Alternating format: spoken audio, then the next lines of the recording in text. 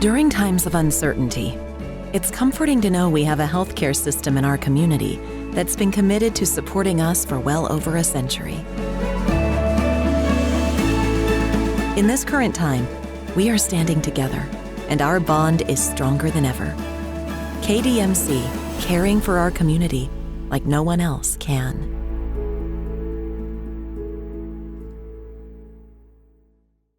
You know, just what can you say? Proud of our team. We had a couple of unbelievable days of preparation. Our guys are in a great place.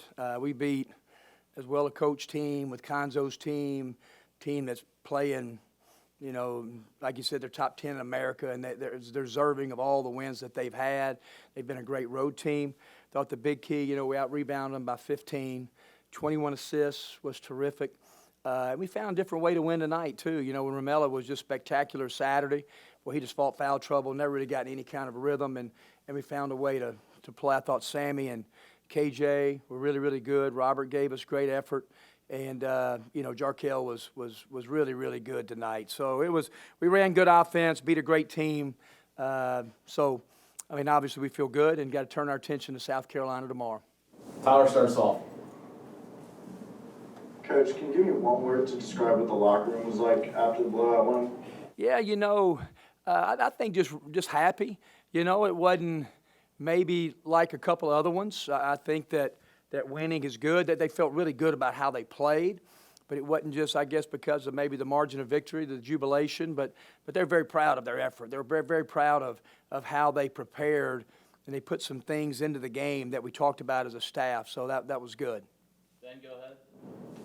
Kermit, you had your concerns, but coming into this season, you really liked your team. Is this, over this last span of 8 days, more of what you thought they were going to look like? It has been. You know, if we can just make a few threes, you know, and made 8 of them tonight, and you know, we've always, you know, been a team that's tried to guard. We haven't been perfect in that area either at times, but you know, just where you just keep going and keep scoring, and it was a high-scoring first half. And when we can do that, you know, then our team, we think, can play with anybody. So, you know, we're playing well at the right time, a lot of basketball ahead, but it is, Ben. It's kind of starting to look like the team that we envisioned. In KJ, I mean, everything's been dealing with to come off the bench and in place of Ramillo and to play like you did with the energy, and also just big play steals and all kinds of steals. I mean, just a number of different high-winning plays. I mean, what did you think of him and how he responded to everything? Yeah, you know, we're all just pulling for KJ. He's got such a great heart. We've known him for a long time, and he's had his 2 best days of practice, so you knew it was coming. You knew I just knew he was going to play well, and he did. I thought he was just well-rounded from rebounding, playmaking, steals, scoring. He just did everything tonight. He guarded his tail off. He switched some 4 ball screens and guarded their perimeter, which they're a hard guard for a guy his size. So he was really good tonight. Go to Courtney. Coach, one of your more higher scoring games that we've seen in conference play, but also with the defense that we've kind of gotten used to seeing. Did you feel like this was your most well-balanced game that your team has played in conference play this year, and how do you kind of sustain that going forward? It was. There's no question about that. When you rebound the ball, how the ball moved, 21 assists, defensively holding a really good offensive team to 59, it was the best we played in all the areas for 40 minutes, no question. And then how do you kind of keep that going forward, and how do you get your team to recognize tonight as what you want to see from them for the rest of the year? You know, we will watch the tape, and we watch a lot of tape, you know, with our guys, and we'll watch it tomorrow at 2:30. And again, like I always said, it's just back to preparation of practice, and that's why I never gave up hope with our team, because they're always a good team to come to the gym with. We just had our struggles in some offensive areas, but just get right back to basics and tomorrow. And I think, too, you know, the last couple of weeks, been a lot more cognizant of mental fatigue, physical fatigue, and how we're handling our guys on the court, the time, the physical things. So we'll have to those things, I think, really, really matter starting in the middle of February. Thank you. Adam, go ahead. Coach, just coming off the end of the first half to the second half, can you talk about that little transitional run that y'all had? Yeah, we thought that was a critical part. Got up 5, and Jarkel missed it. We thought the first 4 minutes, it is all the time. I know it's coaches' cliches, but especially against Missouri, they've been fast starting. And I thought our team got out in transition. We really guarded well then. We got our hands on balls, got out in transition, made some really good plays in the break. Like I said, just, created offense for others, which was great to see. Neil, go ahead. Hey, Kermit, kind of 2 questions. One big picture, one sort of small picture. I'll start with the small picture. You talked about Romello getting in foul trouble early. How critical were those minutes for Sammy the last 7 or 8 minutes of the first half? Yeah, I mean, Sammy's he's really starting to be better, just maturing. And the thing we've got to remember with Sammy, I was just telling Keith, he's with the COVID year, he's really a freshman. He's a guy that can pick and pop. Sammy plays with great length, and so I thought the follow-up dunk, and he made a 15-footer on pick and pop. I thought he really showed his length and presence. It was huge, Neil, and huge for us down the stretch that, we get a guy like Sammy to come around and start playing with confidence. Good for him. You guys didn't play well in Fayetteville, and then you followed that up with a kind of a lackluster effort in Athens. Since then, you guys have played really well. Was there something that you can point back to sort of say this was a turning point? I don't know. We spent a lot of time with our team individually and in groups after Georgia.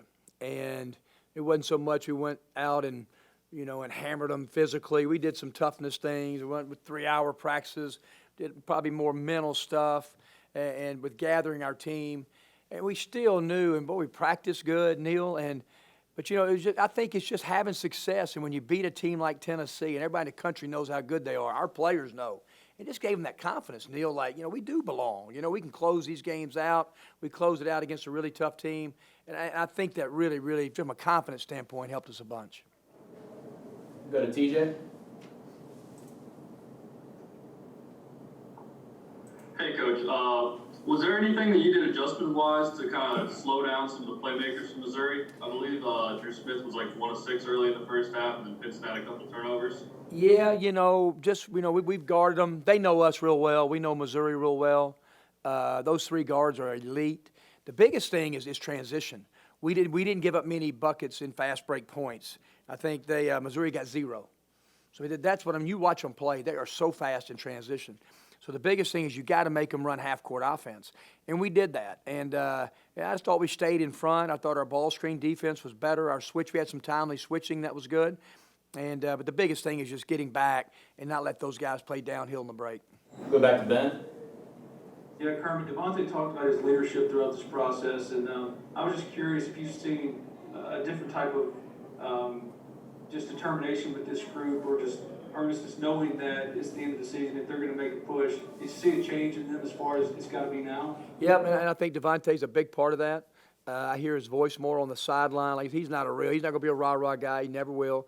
But you can just tell, boy, his voice with talking to players on the sideline while he's maybe out, communicating, scouting information on the floor, all those kind of things that mature senior guards do. So that's a big plus for him. He's really helping our team in that area. Any more questions for Coach? All right, thanks, Coach. Thank you, guys. Ben, start us off. Jarkel, what's been the biggest difference for this team over the last 8 days in your estimation? Preparation and practice and how we approach it each and every day, creating great habits on and off the floor. So our preparation has been way better throughout these past couple weeks. Go to Neil. Jarkel, you just really hurt Missouri with your mid-range game today. Was that something that they were giving to you and you took it, or was it something that you said, hey, going into this game, this is something I'm going to go get? We scouted it, and we knew that Tillman was going to kind of sag off a little bit. So each ball screen I had, I felt like I could get my mid-range off. So we scouted it, prepared for it, and I hit a couple shots tonight. You guys have struggled all season for the most part, with the exception of a couple of games of scoring and consistently making shots. What was it about tonight that allowed you guys to be so efficient on the offensive end? Like I said, just preparation, just and extra work.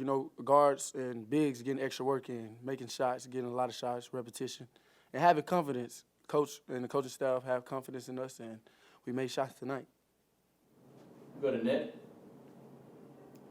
Jarkel, was there a moment or maybe a loss that made you guys want to focus on preparation more? Just kind of what sparked being more focused? I think that loss against Arkansas, Coach really emphasized preparation, how we come into work every day, and academically what we do off the court too as well. Just like I said, creating great habits and just following through with them, being disciplined.